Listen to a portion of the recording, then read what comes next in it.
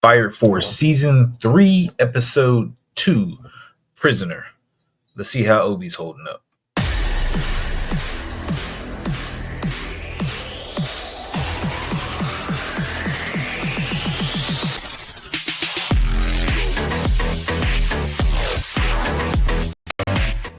Right, welcome back, Event. So, Fire Force. Again, we ramping up. We trying to see what we're going to get into this season as far as the entire conflict kind of coming to a close. This being the final season, that hey, things are going down.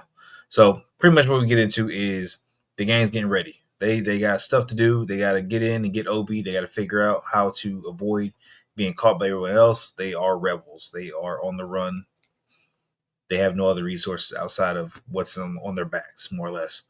Um, Shinra ends up getting an Adola link between Burns and knows exactly where he's at and kind of what he's doing. So uh, he's pretty much like, hey, he's somewhere. He's with them.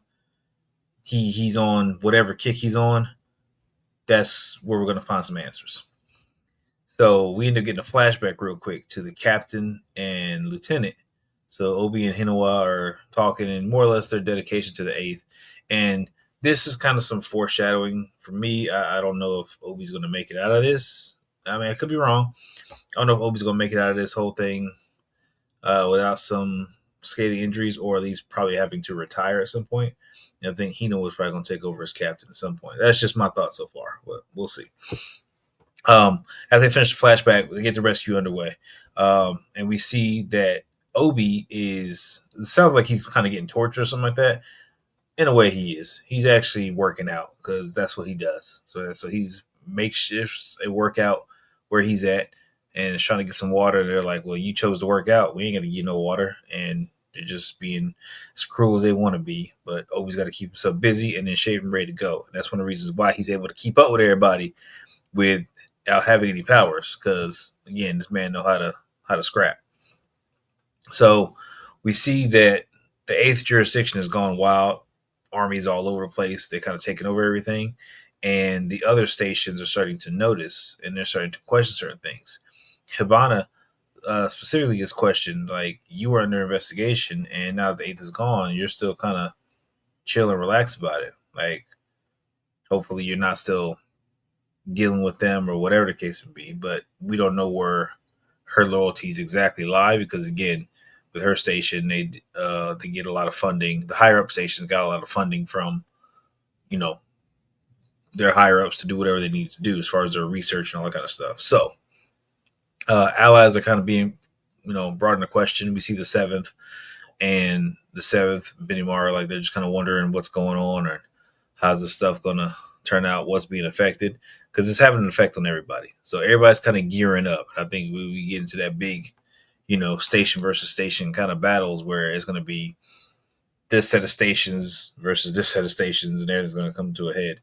Uh, since the military is holding on everything, we actually see Joker arrive to let the eighth know that, hey, I'm here, got your back, I'm here to help. Just chill out.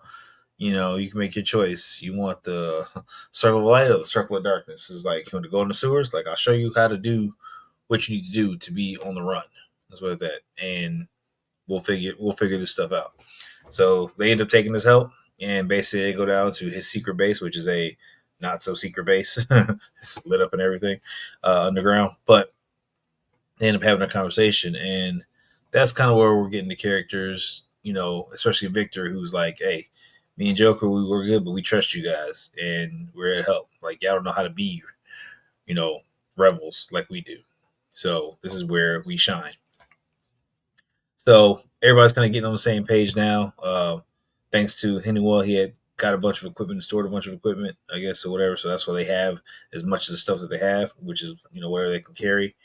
And like, we got to make a plan and get ready to go. And Henningwell's still a little untrusting, but he's watching everything. He's willing to kind of let things go for now and just kind of keep an eye on everything.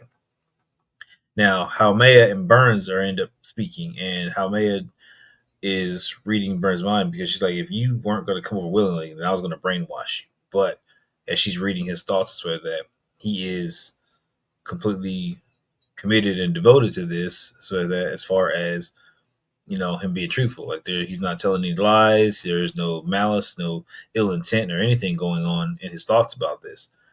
He's like, I'm trying to do whatever needs to be done for the evangelist, for everything having to do with this Adola verse and the pillars. Like he is ready. Which I'm just like, dang, he just flipped the script real quick.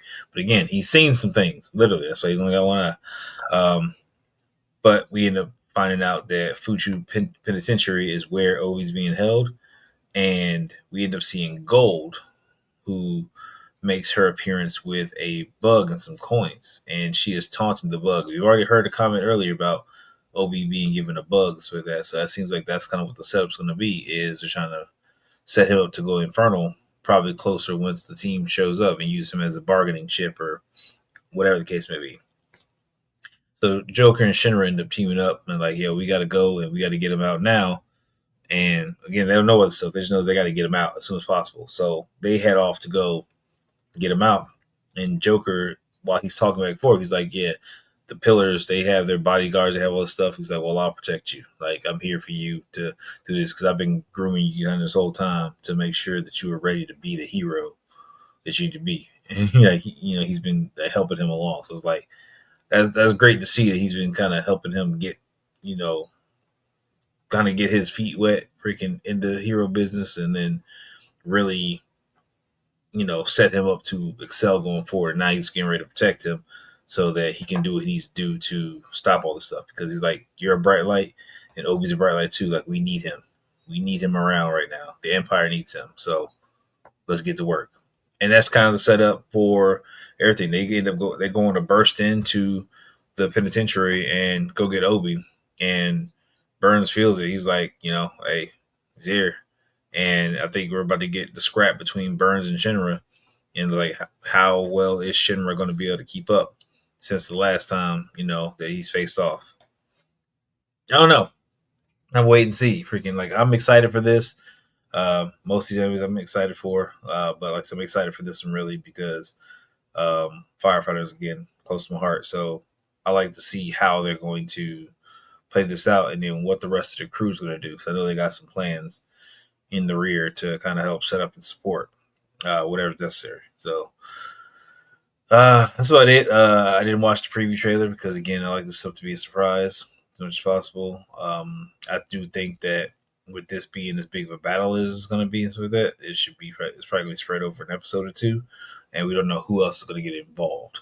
But I'm really interested to see how they set up because it looked like real quick before I pause it, we saw that Obi was being strapped down, so I think that they're going to try and give him the bug next episode.